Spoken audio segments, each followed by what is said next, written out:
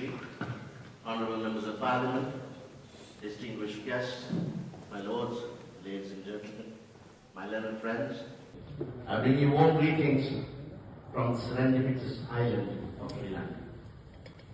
Now, some of you, I'm sure, have heard a lot about Sri Lanka in the past couple of years. So this makes separation of powers, parliamentary sovereignty and rule of law quite an interesting topic to be discussing here amongst this august gathering. And I thank the organizers of the Association of International Lawyers for inviting the little island of Sri Lanka also to be part of this august gathering. Particularly, it's nice to come back to a place where some of us came to the letters of law, although I'm not a member of this particular aid. There is a neighboring inn that I am privileged to be a member of. Don't worry about the big sheet. I am well versed that brevity being the need of the hour within the 5 minutes that I've been allocated. I've asked my learned friend there to let me know when 4 minutes are up. But I have left my complete note with the authorities and the president that I've referred to, with the organizers if anyone is interested. What is sovereignty in a Sri Lankan sense? Decades ago, this country and the then Ceylon shared a sovereign. His Majesty, or then Her Majesty, the Queen, was also our Queen, but then we became a republic. And the first Republican Constitution and the second one in 1978, which governs us now, have a clear separation of powers. Over years and years of carefully mettled judicial precedent, our judges of the Supreme Court have fermented the principle that Sri Lanka is meant to be governed by a strict separation of powers that separates the judicial arm of government, the executive arm of government, and the legislative arm of government. Now, that being so, in our constitution, you will all know that a few years ago, people of Sri Lanka were out on the streets and they were demanding a new social contract. They managed to evict. I used the word very carefully.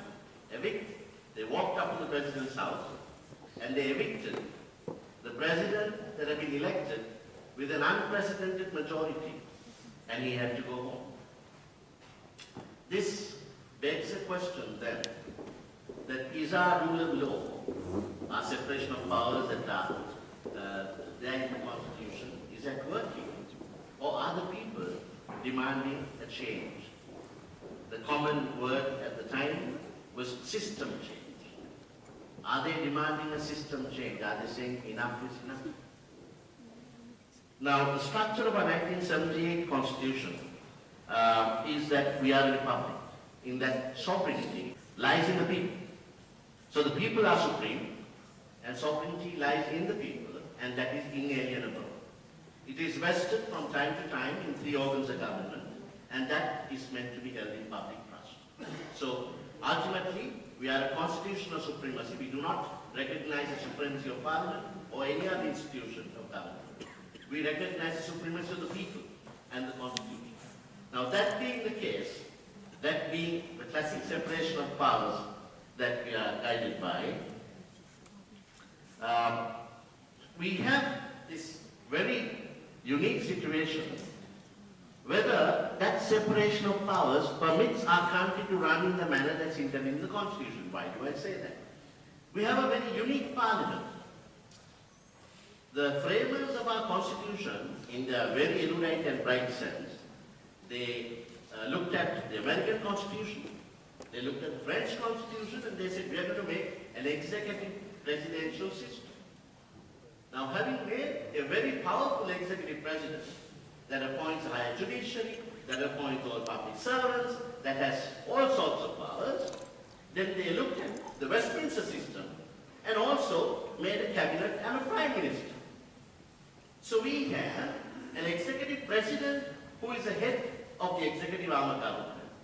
But we also have a prime minister and a government which is in the parliament with the highest majority making a government. So that prime minister is actually not a prime minister or a primus inter pares, as we have learned in political science. But it's a Prime Minister that's second to the President.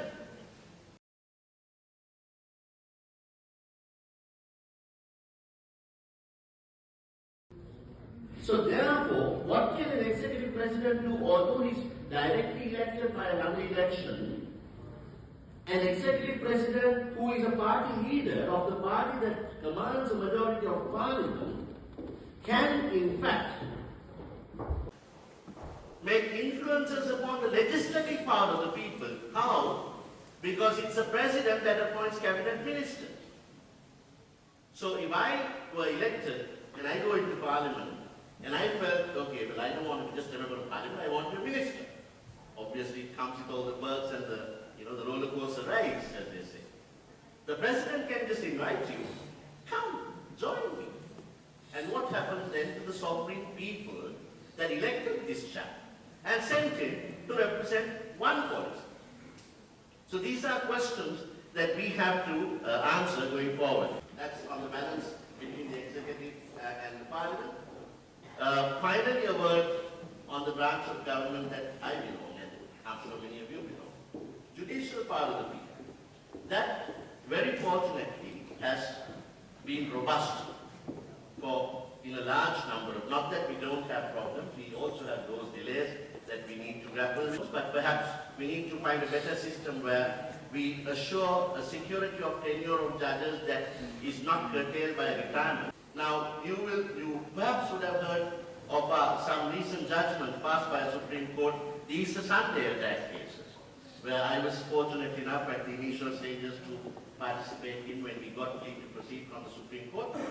The Lordships of the Supreme Court held the then President, several members of government, directly responsible for not having been able to protect Sri Lanka. And there was compensation awarded. The Supreme Court awarded compensation, finding the government not having done its job. Then very recently, just a few weeks ago, I don't know how many of you have heard, our Supreme Court has once again come out with a landmark judgment. They have held the then President, his brother, the then Prime Minister, his brother, another brother, the Finance Minister then, the Central Bank Governor, Secretary Minister of Finance, all responsible for the economic collapse that Sri Lanka suffered. And therefore, I would say, because judicial power of the people at least seem to be protecting some sort of sovereign separation. However, we have a long way to go. I'm going to finish on this last subject, cricket.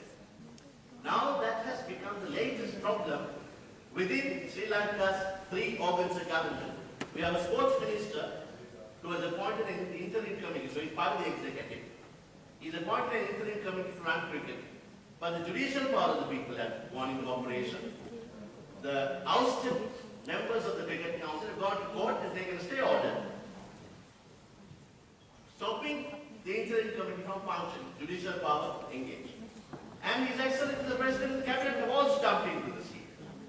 His Excellency the President appointed another committee to discuss with the ICC to get Sri Lanka back. And so the legislature, not wanting to be left behind, they also went to the picture. They had a special debate in March.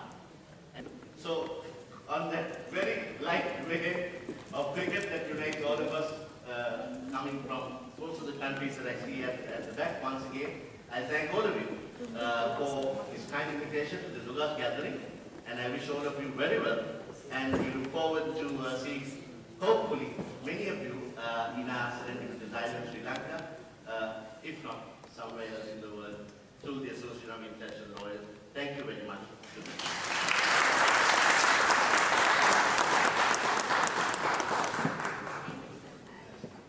you.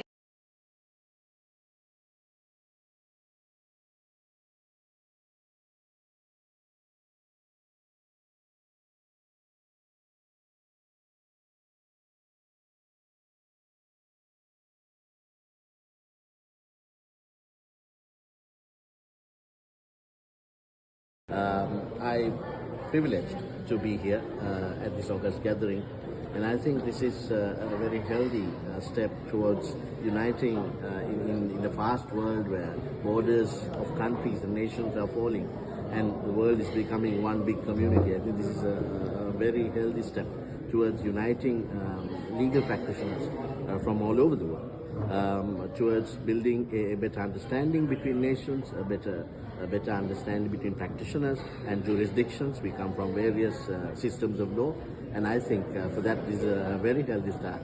And I congratulate the Association of International Lawyers, and I look forward to working with you in future. Thank you. Very nice. Very nice.